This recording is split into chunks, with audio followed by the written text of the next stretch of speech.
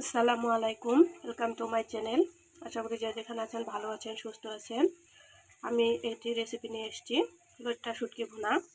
তো আমি এরকম শুটকিগুলো নিয়েছি, দেখেন লইট্টা শুটকি এরকম হয়, এভাবে ছোটো ছোটো করে কেটে নিয়েছি।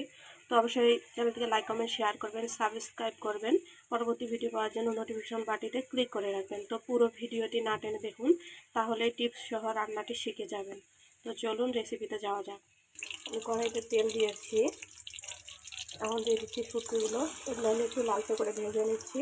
আমার শুটকিগুলো এরকম করে লালচে করে ভেজে নেওয়া গেছে। অবশ্য শুটকির যারা গন্ধ লাগে, যাদের কাছে শুটকি খেতে, তারা এভাবে ভেজে নেবেন, তাহলে উটকো গন্ধটা আর থাকবে না। তো এগুলো আমি নামিয়ে নিচ্ছি। তো আমি শুটকিটাকে নামিয়ে নেওয়ার পর পেঁয়াজ কুচি দিয়েছি সেই একই তেলে। পেঁয়াজটাকে একটু লালচে করে ভেজে নিচ্ছি। এবার পেঁয়াজটা লালচে করে ভেজে নেওয়া হয়ে গেছে। এবার দিয়ে দিচ্ছি কাঁচামরিচ ও রসুন বাটা, দিয়ে নেড়ে চেড়ে ভালো করে ভেজে নিচ্ছি।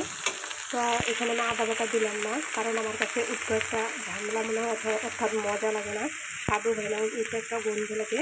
তাই আমি শুটকি ভুনাতে আদা বাটাটা দিই না। তো আপনারাও চেষ্টা করবেন এভাবে স্কিপ করে রান্না করতে। তো আমি এটা ভেজে নিয়ে আসছি। তো আমার পেঁয়াজ মরিচ রসুন ভেজে হয়ে গেছে। এবার দিয়ে দিচ্ছি সামান্য পরিমাণে পানি, দিয়ে দিচ্ছি পরিমাণ মতো লবণ, দিয়ে দিচ্ছি হলুদ গুঁড়া, আর আমি দিয়ে দেবো শুকনো মরিচের গুঁড়া। আসলে শুটকির ভুনাতে যত বেশি ঝালবে ভালো লাগবে।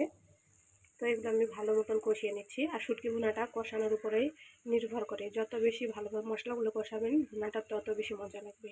তো আমি কষিয়ে নিয়ে তারপরে ফিরে আসছি।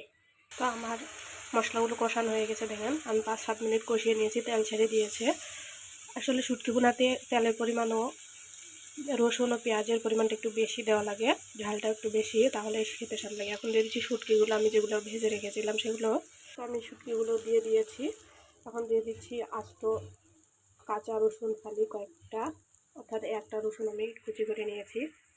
তো এভাবে কষিয়ে তারপর পানি দিয়ে রান্না করলে রান্নাটা শেষ। আসসালামু আলাইকুম, ভালো থাকবেন, সুস্থ থাকবেন।